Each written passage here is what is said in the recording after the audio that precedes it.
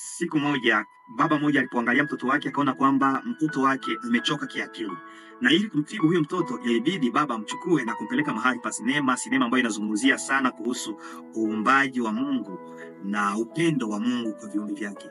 Baba akamchukua mtoto wakaenda kutazama sinema. Kilichoshangaza ni kwamba huko kwenye sinema mtoto alipokuwa akiangalia nyama zilizokuwa humo akaona nyama kubwa kubwa zikitesa zile ndogo ndogo, zikipigana, zikiuana.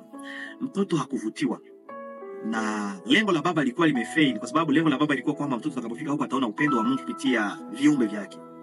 Lakini alichoona ni kwamba nyama zingine zilikuwa zinapigana na hizo zingine. Na akasema baba turudi. Na baba akamrudisha. Mpendwa, kuna mara nyingi sisi pia binadamu tunajiuliza kwa nini katika dunia hii tunaendelea kuteseka? Wale wenye mali, wenye nguvu, nchi ambazo zimetajirika zinatesa zile zingine na wanatesana hivyo kwa nini? Mara inatufikia. Leo tunapata baadhi ya majibu kwa maswali kama na yale. Kwa nini? Tutaipata hasa sana kwenye lesoni ya leo ambayo ni lesoni ya 5 kwenye robo ya pili mwaka 2025. Robo hii inazungumzia kuhusu jinsi ya kujifunza unabii na kuelewa, na somo la 5 lazungumzia mataifa sehemu ya pili. Na hapa ambapo tunakuja kupata majibu kwa maswali kama na yale ambayo tunajiuliza. Kabla tujaingia kwenye somo kwa ndani, tuombe. Baba mtukufu, tunakualika kwenye majifunzo haya, fungua akili zetu tuelewe kwa nini mambo haya yote yanatuzunguka, katika jina la Yesu Kristo. Amen.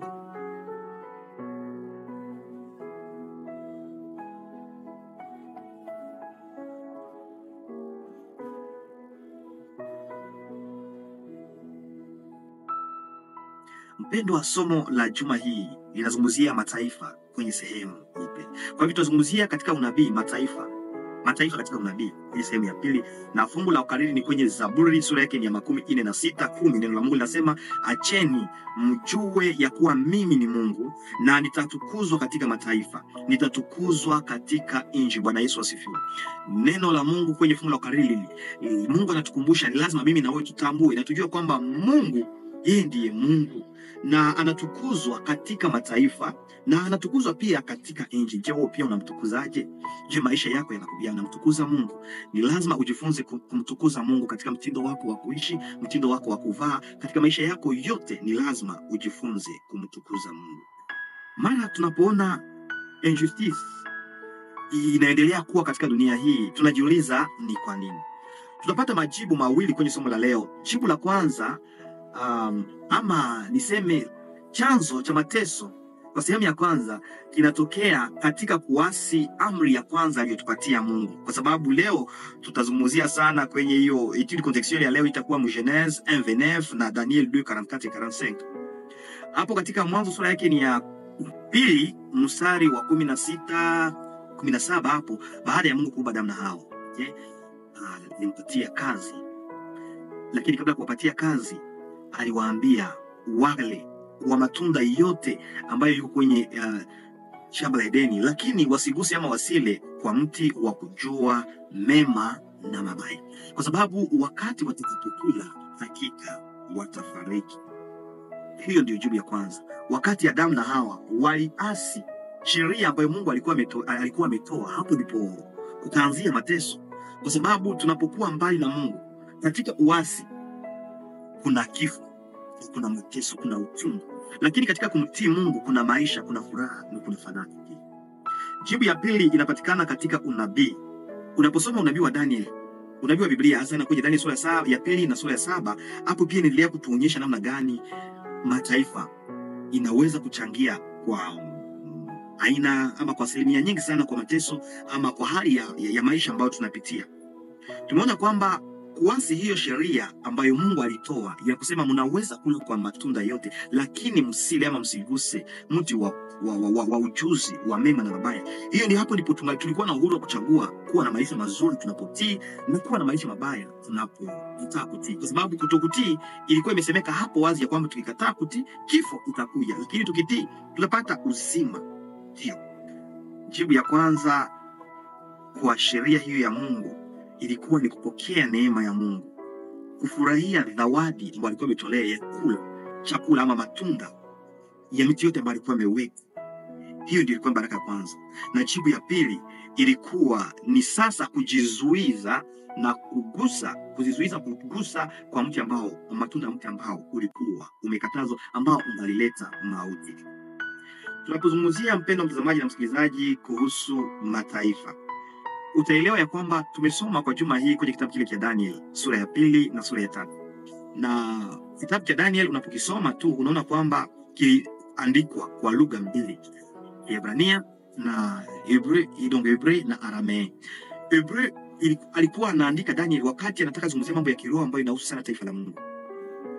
Na ujumbe special kwa ajili ya taifa la Mungu. Lakini alipokuwa na ujumbe kwa ajili ya mataifa yote ambayo inakuwa inazunguka, alikuwa akizungumzia Aramee, akiandika kwa Kiaramee. Ndio maana Daniel sura ya 2 na ya 7 inakuwa kwenye section ambayo iliandikwa kwa lugha ya Kiaramee, kwa sababu ilikuwa inawalenga kwa mataifa yote, mataifa yote. Katika hiyo tunaona mfalme ameota ndoto kwenye Daniel sura ya 2, ndoto ya sanamu ambayo ilikuwa na kichwa ya dhahabu. Tunaona vifua vya fedha, viuno vya shaba, sijui miguu ya chuma, nyayo za miguu, udongo ambao umechangamana na chuma. Ilikuwa ni kuonyesha tu ya kwamba Mungu ndiye anayeongoza historia. Baada ya mfalme Nebukadneza ambaye ingalikuja wengine wa Meda wa Persi, baada yao wa Giriki, baada ya wa Giriki ingekuwa Warumi. Na baadaye sasa aliona jiwe ambalo limekuja kwa ajili ya kuponda sanamu, na ambalo lilikuwa likiwakilisha ufalme wa Mungu kulingana na Daniel sura ya 14. Unaporuka kwenye Daniel sura ya 7 unaona Mungu anamuonyesha tena, lakini hapo hamuonyeshi Nebukadneza, lakini anamuonyesha Daniel. Anaona wanyama 4 ambao wako tofauti. Wa kwanza dubu kwa wakati wa Dario, dubu. Anani chui, nani simba wa kwanza, mnyama wa kwanza simba, na ilikuwa na mabawa ambaye alikuwa akiwakilisha wa Babeli, na baadaye kuonekana dubu ambaye alikuwa akiwakilisha wa Medi na wa Persi, na baada ya hapo ukawa chui ambaye ina vichwa 4, na hatimaye akaona nyama mkali wa ajabu. Hizo zote zilikuwa zikionyesha na kukamilisha kwamba neno la Mungu la hakika. Baada ya Babeli ya Nebukadneza kungalikuja wengine. Lakini cha kushangaza ni kwamba nani huyu Nebukadneza alikuwa anadhani ya kwamba yeye ndiye mtu wa maana pekee katika dunia. Walipomwambia tafsiri akasema, sitaki ufalme wangu umalizike. Akasema, hapana, nitakachofanya ni nini? Badala ya kufanya sanamu inayokuwa na madini tofauti, nitatengeneza sanamu ambayo yote itakuwa ya dhahabu.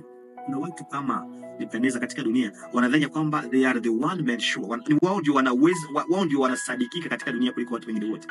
Hawako tayari kuacha madaraka. Akiwa director, president wa chama ama wa kitu fulani, hataki kuachilia. Anadhani kwamba yeye anajua kazi kuliko watu wengine wote.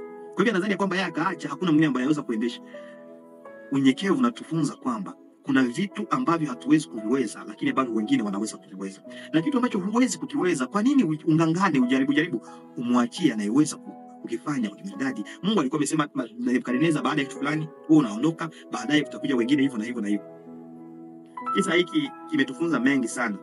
Unapokuwa mbali na Yesu kuna mateso, kuna kifo, lakini tunapokuwa karibu na Yesu kuna amani. Tunapotii sheria za Mungu kama hiyo aliyosema msile kwa matunda, tungalitii, tusingalikuwa tunakufa. Kutii sheria za Mungu kuna furaha. Kutii sheria ya Mungu ni furaha kwetu.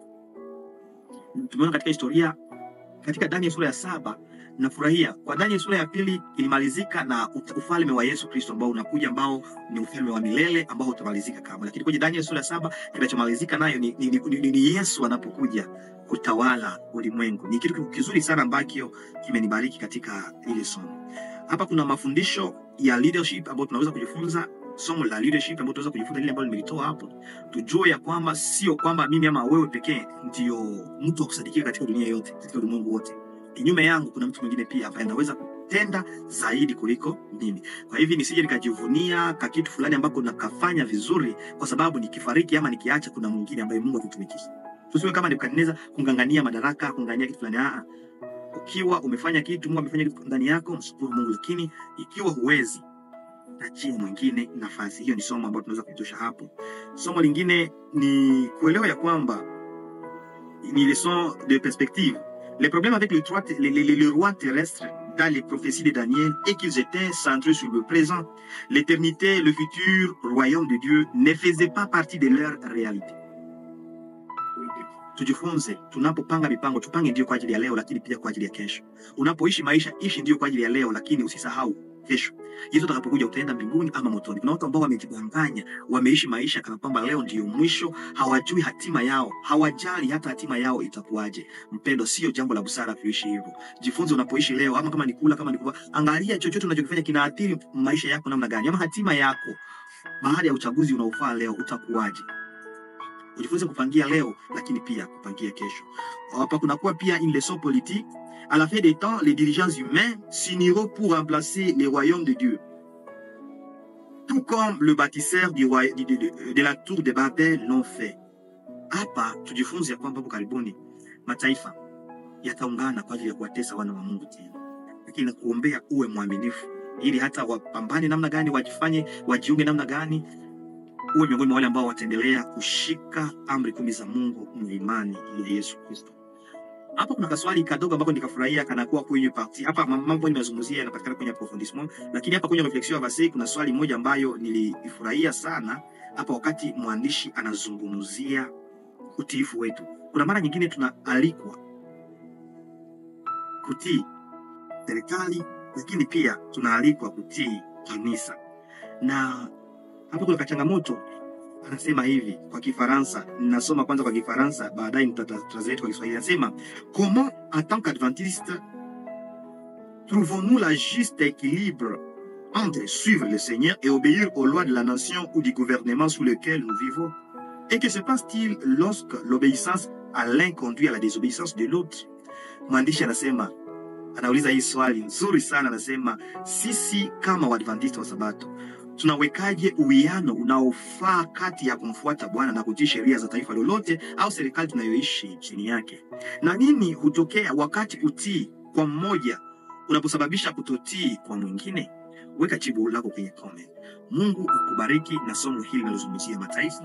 Mjue Mungu ya kwamba Mungu wetu ndiye Mungu wa kweli, na umtukuze katika maisha yako ili akija mara ya pili wa miongoni mwa wale watakaomlaki wani. Kwani karibuni yuwaje. Chini kusudi lako. Baba mtukufu, asante kwa kuwa umetufunza kwamba tunapotii sheria yako tunapata uzima, lakini tunapoiasi ni mauti ndio yanatokea. Tufunze kuwa waaminifu kwako na tukikuwa na matumaini na imani kwako, tukijua kwamba wewe ndio unaongoza historia ya ulimwengu na mataifa yote. Ili ukija mara ya pili tu miongoni mwa watakaokaa katika ufalme wako ambao hautathibitishwa kamwe, ambao hautapita, ufalme mahali ambapo Yesu ndiye atakayekuwa mfalme wetu. Pamoja na mtazamaji na msikilizaji katika jina la Yesu.